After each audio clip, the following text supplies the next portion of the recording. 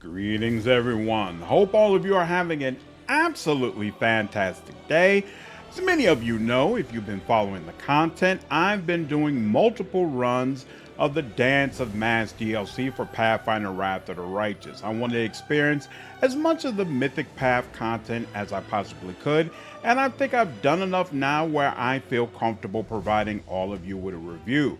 Let's go ahead and dive into it, starting with what I like. It's really cool experiencing Pathfinder content that is fully voice acted. There are some audio bugs sometimes where for whatever reason the voice acting will stop, but usually that's been cleared up by just loading back into the game. And otherwise, the vast majority of dialogue you see, or rather dialogue you experience, is fully voice acted, which is a first for this game and really a first for Owlcat overall for content that is this long. Really nice. I feel like the performances are strong throughout, and in my opinion, it just adds so much more to the world and to the immersion when the characters are fully voice acted. I know that there are some people who feel like it takes away from the role-playing experience and that they would prefer to be able to just imagine the voices, and there's absolutely something to that. You all know I love being able to give the characters my own voices, but to be honest with you, I feel like the best experience is when it's just like this, when there are voices for each character and it helps to give them some degree of individuality. Part of the reason the voice acting helps this content so much is because the vast majority of your party members get new quests and content as well. So you get to hear their voices, and of course, you've had probably around 80 hours to connect with these characters up to this point. You are not able to enter the festival for Dance of Mask until Act 5, and even then it has to be after you've dealt with the City of Iz. So this is extremely late in the game. By now your romance has been solidified. You've probably got just about all of the mythic levels you're going to. So you and these characters have been through thick and thin, and it's really nice to be able to get one last quest with them before finally going through the last act of the game. There's also new romance content. So at the very end of the DLC, you'll get a scene with whoever it is that you romanced. I went through the scene with Windwalk, and I thought it was really freaking cool. True to her personality, and just reminded me of why I like her so much as a character. But from my understanding, there's also a scene not only with Arushale or some of the other characters you can romance, but also Queen Galfrey, which is really cool. I definitely want to take the time and try to make sure I can experience that. So not only did they give you content just for your general party members that you're friends with, but also for your romantic partner. I think that's absolutely fantastic. But honestly, even outside of the content that specifically revolves around your party members, some of the little side quests you can do in the festival and when you get deeper into the DLC are a good time. They're fun dialogues. Sometimes you'll be able to reconnect with characters who were previously in the game, and none of it is earth-shattering, but it's cool. There was never a time during the DLC where I was like, wow, this really sucks, I wish I didn't have to do this. For the most part, they've done a really good job of trying to make this content something fun for you to play through. I think overall it's probably the best DLC that has dropped for Wrath of the Righteous. I have not quite finished Lord of Nothing yet, so I'm only probably about halfway through there, and I'm actually enjoying that DLC as well. But I'm going to go out on a limb and say that this one is better. And again, it's not just because of the content you get with your party members, but it's also some of the extra things that Owlcat has added, including an arena, which is going to allow you to face some mythic level monsters that should hopefully help to challenge the mythic level builds that your party should have. I went through the entirety of the arena, and part of the reason I really liked it is there are some callbacks to creatures that you faced in Kingmaker. So I thought that was really interesting and made it a lot of fun to see, ooh, who's going to show up next and what sort of tactics do you need to use in order to get through it. I thought it was a lot of fun, and it wasn't crazy long. So definitely a nice addition. You get some cool new items in the arena, and just throughout the entire DLC, they'll drop some things on you that will almost certainly fit in with at least one of your builds. But again, this is extremely late in the game, so it's not like you're going to be able to do a whole lot with this new gear, but still it's nice to have. And then the final thing I'll mention is Owlcat already announced before releasing this DLC that it was going to involve Razmir. And I think they did an absolutely fantastic job with his character. His voice acting is outstanding.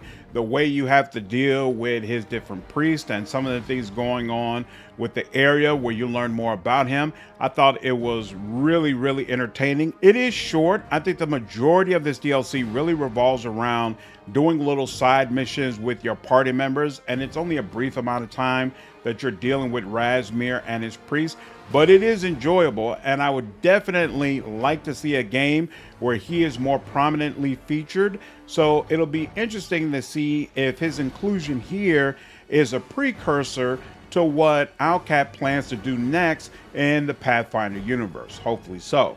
There is one aspect of the game that I feel neutral on, and that's actually the way mythic paths have been roped into this content. So Swarm is absolutely fantastic. Playing through this as Swarm basically completely changes the festival. There's absolutely a full acknowledgement that, hey, you've become this creature that everyone despises, and there's no possibility that you will be a welcome presence in Canabras. So that part, very, very well done. I also really enjoyed Aeon because as an Aeon, they automatically allow you to see through deception. And of course, a big part of Razmir's personality and subsequently the personality of his priest is to try to deceive you and trick you into believing things that aren't actually true. And so Aeon just automatically pierces through those veils and you get some reactivity that helps you move quest along in a cool way. And so I enjoyed that. I think they also did a good job with Azada because it gives Avu a voice, which she doesn't have in the rest of the game. So that alone, considering she gets a quest and she has some banter with some of your other party members, that's just cool in and of itself. Avu, of course, is a really, really awesome character. And so finally allowing her to have a voice is nice. I'm not crazy impressed with her voice work, but it's not a turnoff either. And just in general, again, it's cool her having a voice. So I think that's a plus. The rest of the mythic paths, I would say it's kind of just ho-hum. It's not really that much different from the regular content that you have in the game. And I feel like there are some really, really missed opportunities that I'm not sure why Owlcat didn't take them. It doesn't make any sense to me that Lich and Demon are just as welcomed at the festival as Gold Dragon, Angel, and Azada. You know, like as a demon, you've pretty much ripped apart the Crusades and have allowed the Abyss to take over. Why are you then coming to this festival where everybody is screaming your name, Commander, Commander, and is happy to see you? That doesn't make any sense to me. Same with Lich.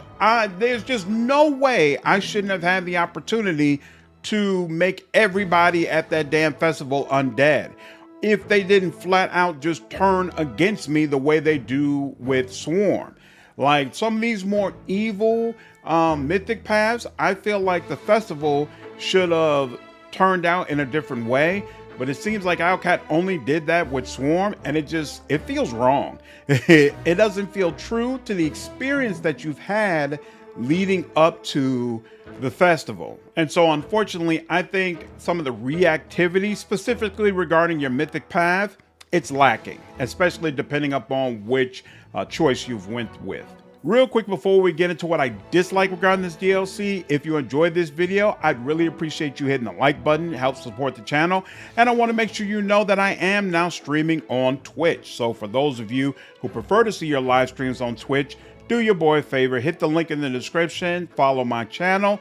I definitely plan to be doing this long term, and I'd appreciate seeing you all there. All right, there's only a couple of things that I dislike regarding this DLC because overall, I think Owlcat did a fantastic job. One of them is, as far as I can tell, Ulbrig and Trevor did not get any real content, so I could not unlock a quest for either one of them. Ulbrig does have some romantic content, but unfortunately, I don't have a playthrough where I romanced him, so I can't tell you whether or not it's any good.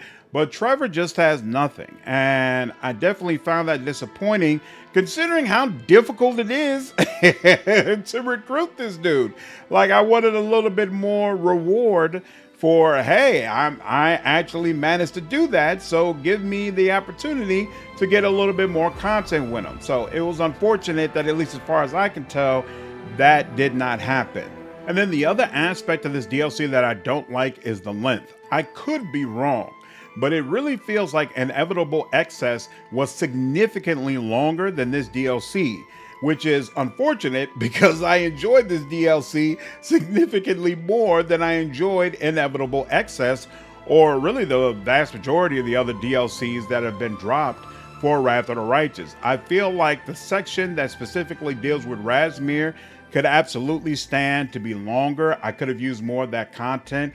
I would have liked the opportunity to unpack more of his lore, and we didn't get that. So, you know, I guess it's kind of hard to put this in the dislike section because at the end of the day, the reason why I want more of it is because I enjoyed this DLC so much, but definitely by the end of it, I was like, man, I could have used some more of that. But at the end of the day, those are my thoughts. I feel like if this is going to be the last story DLC that Owlcat does, they went out on a high note. I did really enjoy this content, and I think they've been getting a lot of positive feedback about the DLC as well. I hope they take that to heart and we see in more of their games when they're doing DLC that they focus on the party members. I think providing players with more content for the party that they travel with is just about always a great idea. The fact that they drew inspiration from the Citadel DLC that BioWare did, I think is fantastic. That content did a lot to soften the blow that some people felt regarding the Mass Effect 3 endings. One aspect of the Citadel DLC that I don't really feel is reflected in Dance of Mass that I think would have been beneficial is Citadel allowed for a ton of moments of party members bantering with each other and having these sequences and interactions that you probably wouldn't have seen on the Normandy and certainly wouldn't get out in the environment. And so it became a really cool way to learn more about these characters, even if you weren't interacting with them directly. You don't get that at all in Dance of Mask.